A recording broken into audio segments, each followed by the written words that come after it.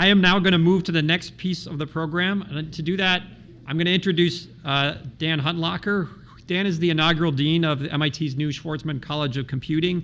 Dan is joining us today via Zoom, but he's actually live there. So we'll go. Dan, I hope you can hear us, and it's over to you. Yeah, thanks, Dan. I do. Thank you, Jim. So I'm delighted to have the opportunity to welcome you all to the afternoon session of this Advances in the Quest to Understanding Natural Intelligence. Sorry I'm not there in person with you all. It would be fun. So I just wanted to make a few comments related to the college and the Quest. So while computing is quite widespread in academic work, there's something that's much less common, which is the fusion of the leading edge of computing and other disciplines in a manner that advances both of them. This is one of the core objectives of the College of Computing, which is catalyzing such infusion of the forefront of computing in other fields, and doing so both in research and in education. So the Quest is a paradigmatic example of this objective, bringing together the forefront of AI, neuroscience, and cognitive science research, and doing so to address the uniquely important goal of understanding human intelligence in computational terms. We believe that this new understanding will have payoffs in advancing academic research in all three of those fields, as well as payoffs in health, education, and many other areas of societal importance. The Center for Brains, Minds, and Machines has positioned MIT to lead in this area.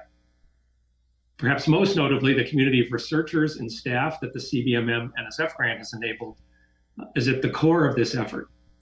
And now the Quest is MIT's way of carrying this vision forward more broadly, and with the help of our supporters, supercharging it and taking it to the next level. The college is building a platform for research and education that infuses computing with other disciplines. And as part of that, the Quest will have various kinds of interactions with and support from the college, and will support the college conversely. As one part of that, the Quest will have space in the new college building, which is slated to open next fall and is adjacent and connected to Building 46 via the atrium. The new building is going to support both research that infuses the forefront of computing with other disciplines and core CS and AI research, and have space for education. It will also include space for sort of special semesters that can help seed or advance leading edge work, regardless of whether it's part of an existing activity or center. One of the key means by which the college is catalyzing the infusion of computing in other disciplines is the hiring of at least 25 new junior faculty whose work will help departments across MIT lead computational advances in their field or fields, while also furthering core areas of computing such as CS and AI. We call these faculty shared faculty because they have a tenure home in a department somewhere at MIT, combined with a joint appointment in a unit of the college. And their teaching activities, and usually their research activities as well, help catalyze change in fields at MIT and change in MIT's education.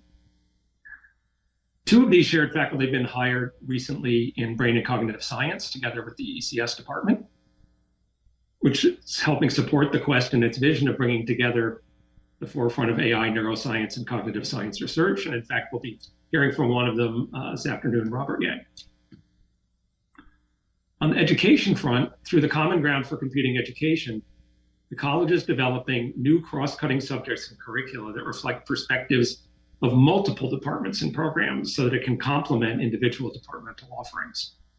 The college is also working with departments on what we term blended majors, which combine computing and some other discipline. And a great example of that is course 6-9, Computation and Cognition, which is particularly pertinent to the Quest.